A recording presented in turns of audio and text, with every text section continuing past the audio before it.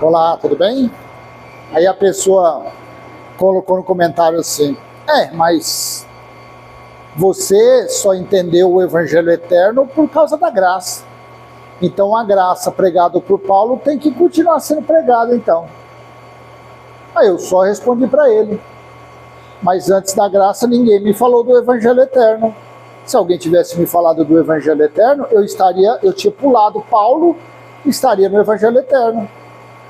Eu acredito que a melhor resposta, que talvez você possa ser confrontado por alguém, né? Algum amigo, alguma amiga, assim, que você, na época, você se reunia como igreja, na época você só confessava a graça pregada por Paulo, você confessava a graça como uma salvação eterna. Aí, hoje, você está conhecendo o Evangelho Eterno, você está entendendo que o reino de Cristo, ele foi estabelecido há quase 2000 anos, quando você vai lá em Apocalipse, capítulo 11, versículo 15 ao 17. Sendo assim, então, para que serve a graça? Por que anunciar a graça? Por que não deixar a graça de lado, assim como foi a lei de Moisés, e viver, e falar e anunciar o Evangelho Eterno? Por quê? Você pegando escritos de Paulo, a maioria deles, quando você conhece o Evangelho Eterno, a maioria dos escritos de Paulo, o Evangelho Eterno te dá um entendimento mais aprofundado a respeito daquilo. Um exemplo é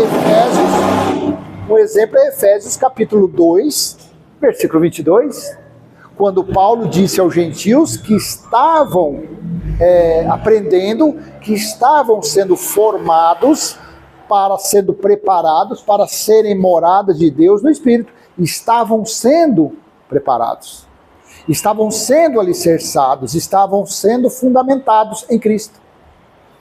Você consegue entender? Quando você alcança o Evangelho Eterno, aí hoje você fala, para que então isso? Então hoje nós entendemos que Paulo foi o fundamento, como está lá em 1 Coríntios capítulo 1. Paulo colocou a base.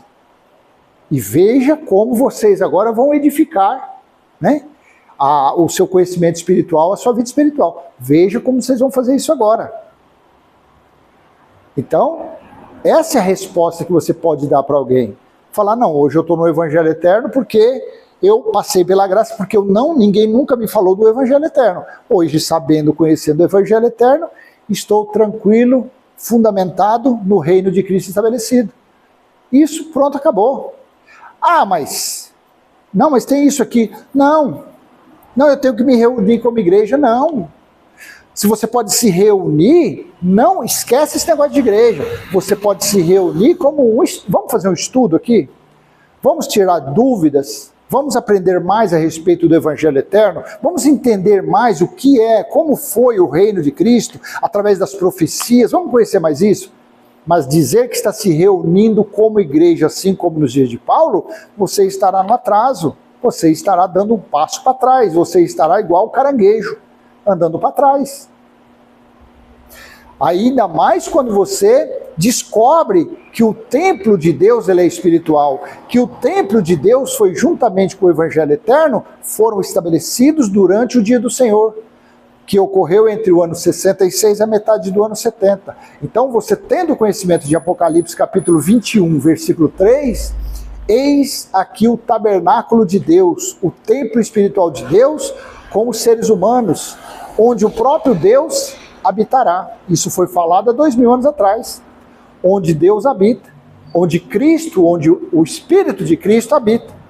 Nos últimos dias foi dado o dom, o Espírito foi derramado sobre os homens em forma de dons, para pastorear, para ensinar, para evangelizar, em forma de dons. No juízo do ano 70 foi derramado a morada de Cristo. Foi estabelecido no espírito das pessoas o templo espiritual de Deus. Então, por que sair da sua casa e se reunir como igreja? Para falar somente de Paulo, para viver somente aprendendo de Paulo, aprendendo de Paulo, aprendendo de Paulo. Aí essa pessoa tem um piripaque para o coração, para o cérebro, a vida dela se acaba e ela se foi sem conhecer o Evangelho Eterno. Fazendo o quê? Aprendendo de Paulo, aprendendo de Paulo.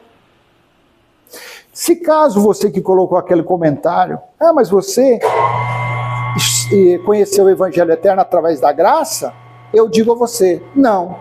Se fosse a graça que tivesse me apresentado o Evangelho Eterno, então esses nossos irmãos exímios, anunciadores da graça de Paulo, conheceriam o Evangelho Eterno.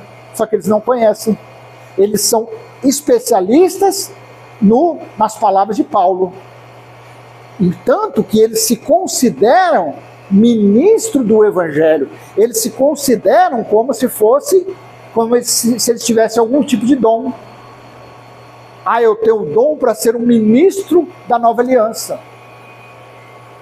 Paulo falou da nova aliança, só que o Evangelho Eterno não mostra a nova aliança. O Evangelho Eterno, Apocalipse 21, versículo 5, Cristo falou, estou fazendo nova todas as coisas.